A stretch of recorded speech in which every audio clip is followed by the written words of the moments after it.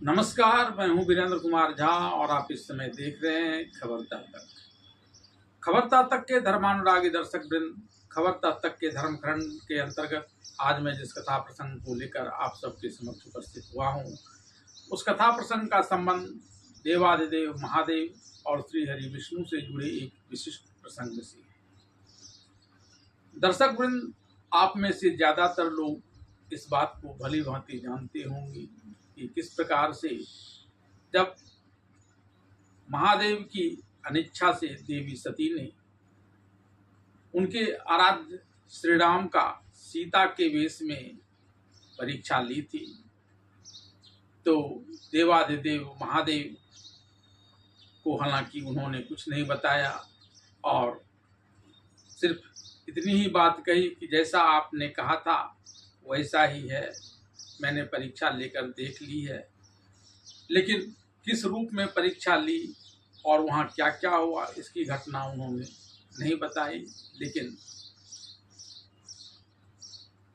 अंतर्यामी देवाधिदेव महादेव ने तो सब कुछ जान लिया और तब वे देवी सती पर रुष्ट हो गए। यद्यपि उन्होंने इसका प्रकटीकरण नहीं किया, लेकिन लंबी समाधि में लीन होकर उन्होंने देवी पार्वती को यह संकेत दिया। देवी सती तदंतर एक दिन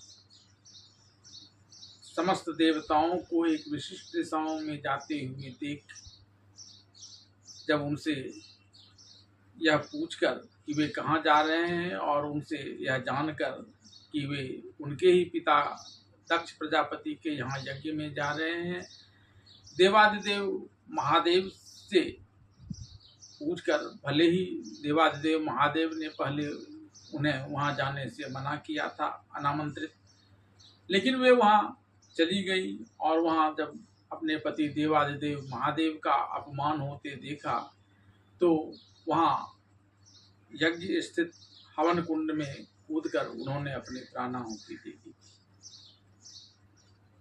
जब देवाधिदेव महादेव को इस बात की जानकारी मिली तो पहले उन्होंने वीरभद्र के नेतृत्व में अपने रुद्रगणों को वहां भेज दिया और यज्ञ को तहस नहस करवाकर इसके लिए दोषी समस्त ऋषियों, मुनियों, देवताओं, दक्ष प्रजापति को भारी दंड दिया। तदंतर वे स्वतः यज्ञ स्थल पर पहुंच गए और वहां सती के दग्ध शरीर को अपने आगोश में लेकर उन्मत्त हो तांडव नृत्य करने लगे। इस तांडव नृत्य को करते हुए देखकर वहां कुछ ऐसी स्थिति उत्पन्न हुई जिसके कारण वे देवाधिदेव महादेव श्री हरि विष्णु पर भी कुपित हो गए।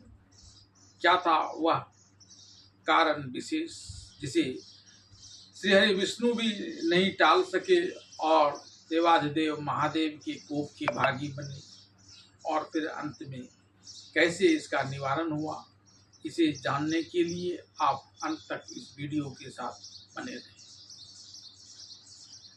शिव पुराण में वर्णित कथा के अनुसार जब देवाधिदेव देवी सती के शरीर को अपने आगोश में ले उन्मत्त हो तांडव नृत्य करने लगे, तब समस्त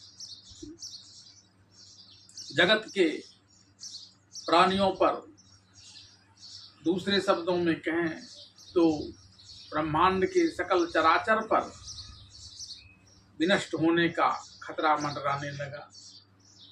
और तब श्री हरि विष्णु ने यह विचार करते हुए कि इस सृष्टि का सृजन देवाधिदेव महादेव ने ही किया है, उस सृष्टि को बचाने के लिए उन्होंने अपने सुदर्शन चक्र से देवी सती के शरीर के 52 टुकड़ों में विभाजित कर उसे देवाधिदेव महादेव के आगोश से विलग कर दिया। और जब देवाधिदेव महादेव को ऐसा एहसास हुआ कि देवी सती का दग्ध शरीर भी अब उनके संग नहीं है, तो वे क्रोधित हो गए। हालांकि जैसे ही उन्हें इसके कर्ता यानी श्रीहरि विष्णु के बारे में पता चला तो उन्होंने बिना कुछ किए फिर वो एक लंबी चिर समाधि में लीन हो गए।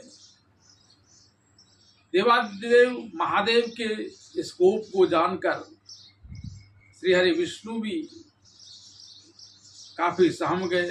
उनमें इतना तक साहस नहीं होता था कि वे देवादिदेव महादेव के पास अपने इस अपराध को स्वीकार करने के लिए भी जाएं, यद्यपि यह कोई अपराध था नहीं।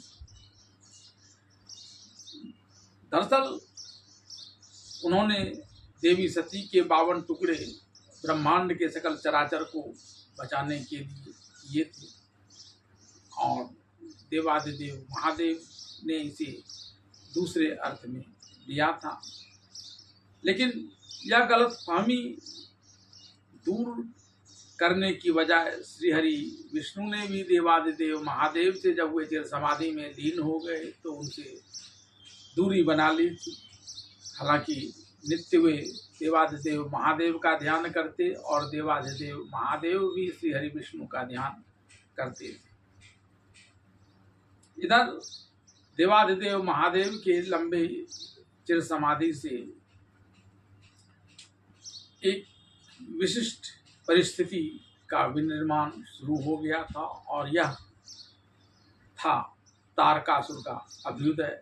तारकासुर ने ब्रह्मदेव को प्रसन्न कर यह वरदान मांग लिया कि शिव पुत्र के अलावा किसी से उनकी मृत्यु नहीं हो। यद्यपि पहले तारकासुर ने ब्रह्मदेव से अमरता का वरदान मांगा था, लेकिन अमरता का वरदान न दे पाने की स्थिति में उन्होंने ब्रह्मदेव से यह वर मांगा, यह जानते हुए कि देवादिदेव महादेव तो चिर समाधि में लीन है और उनकी समाधि अभी टूटने वाली नहीं, किसी की हिम्मत नहीं कि उनकी समाधि को तोड़े और तब तक यह अवध बना रहेगा।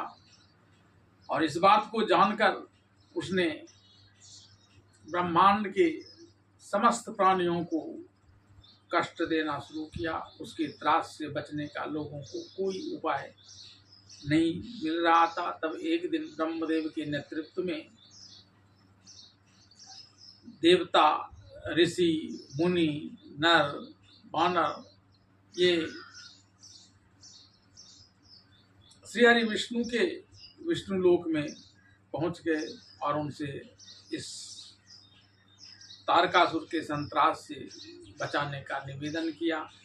तब श्रीहरि विष्णु ने कहा कि ब्रह्मदेव तो इस बात को जानते हैं कि मैं इस वक्त आपकी मदद नहीं कर सकता, क्योंकि ब्रह्मदेव के वरदान से ही तारकासुर अमर बना हुआ है, कोई उसे मार नहीं सकता। उन्हें मार सकता है तो सिर्फ शिवपुत्र ही।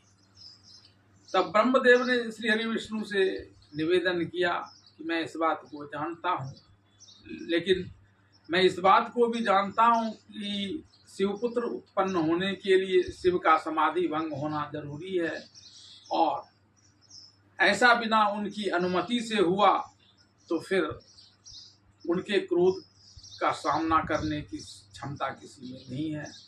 उनके ही सृष्टि पर एक बार फिर से विनाश का खतरा मंडराने लगेगा। इधर तारकासुर का तो खतरा है ही। तब श्रीहरि विष्णु ने कहा कि ऐसे में मैं क्या कर सकता हूँ, वे तो मेरे ही कारण इस समय इस प्रकार से समाधि में लीन है। तब ब्रह्मदेव ने कहा कि जिस कारण से वे समाधि में लीन है उसके लिए मैंने एक उपाय ढूंढा है। देवी सती की छाया इस समय गंगा के रूप में हिमालय के यहाँ पल बढ़ रही है।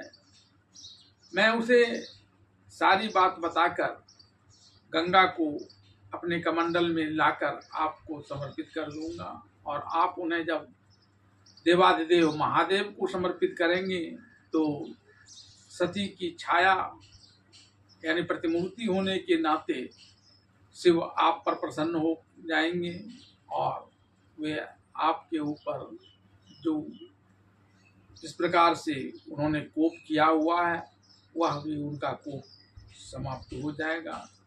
तब श्री हरि विष्णु ने इसमें अपनी हानि भरी, क्योंकि यह सकल ब्रह्मांड के प्राणियों के कल्याणार्थ था और जो शिव के मन को अनुकूल था।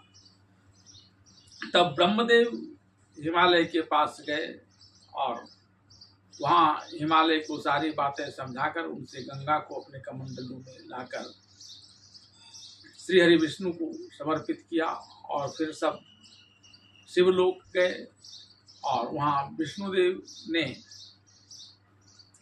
उस कमंडल स्थित गंगा को देवाधिदेव महादेव को समर्पित किया। इसे देख देवाधिदेव महादेव अत्यंत प्रसन्न हुए।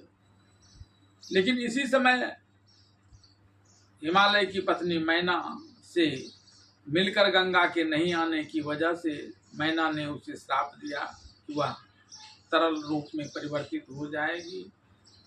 तब देवाधिदेव महादेव ने गंगा को, जो नदी के रूप में प्रवाहित होने लगी थी, उस कमंडलों से उसे अपने सिर पर स्थित जटा में संभाल लिया और तदंतर श्री हरि विष्णु का हाल चाल पूछा।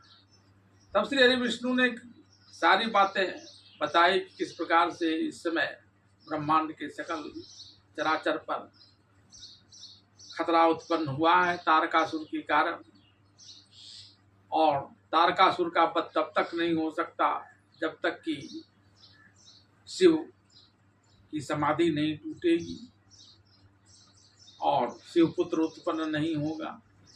तब देवाधिदेव महादेव ने श्री हरि विष्णु और समस्त देवताओं को यह बताया कि वे फिलहाल तो समाधि में जाएंगे, लेकिन इसके बाद कामदेव उनकी समाधि भंग करेंगे। तब वे देवताओं को तारकासुर के अत्याचार से